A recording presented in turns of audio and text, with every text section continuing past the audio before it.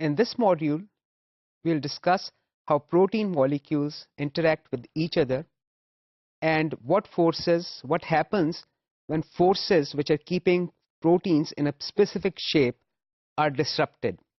So let's talk about how proteins interact with other molecules or other proteins.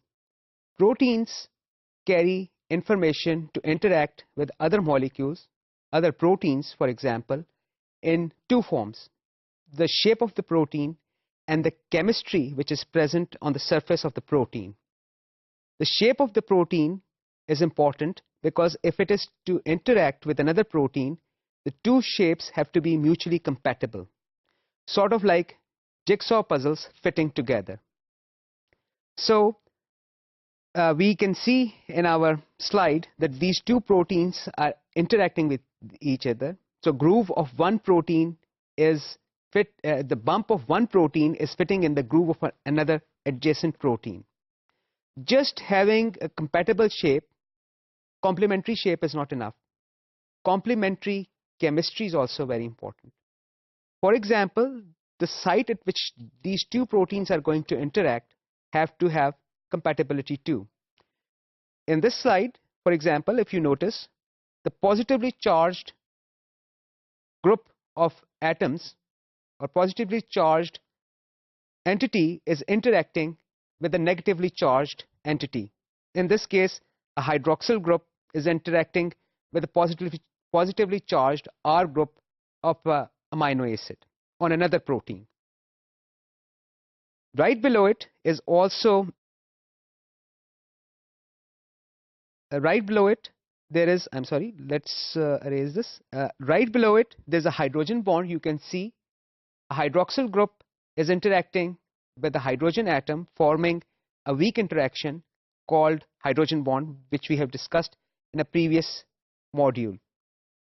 There's also another type of bond which we haven't discussed yet. It's called the hydrophobic bond.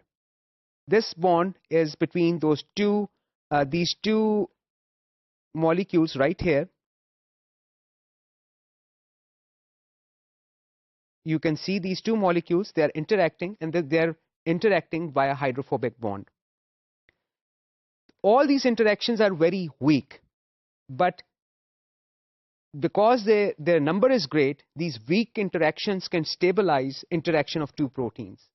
Just as you're familiar with Velcro, the type of material which is present, for example, in tying up shoes, it is based on weak interactions, but many interactions that make it possible for two things to bind together.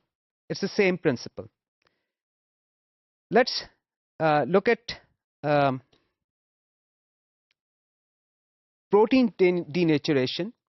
Protein three-dimensional shape is based on the chemistry of different R groups within that protein. Their shape of a protein can be disrupted at extreme temperature. I'll give you a very common practical example. When you boil an egg, protein present in the egg denatures, and when you cool it, you never go back to the original state. So if we heat the protein, we disrupt these weak interactions that I just talked about, and when the protein is allowed to cool down, they don't always form the same interactions. Proteins precipitate out. That's what happens, for example, when we boil an egg. So when you boil an egg, the protein is denatured. It is no longer in its original shape, and it cannot fold back to its original shape, and it precipitates out. It's no longer soluble. Some proteins, however, are soluble.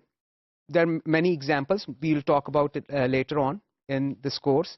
You can heat these proteins, and these proteins carry the information of folding in a three-dimensional way within themselves.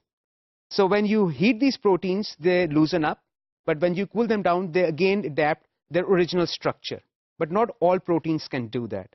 However, it's important to know that protein three-dimensional structure can be disrupted. Some proteins can revert back, others cannot.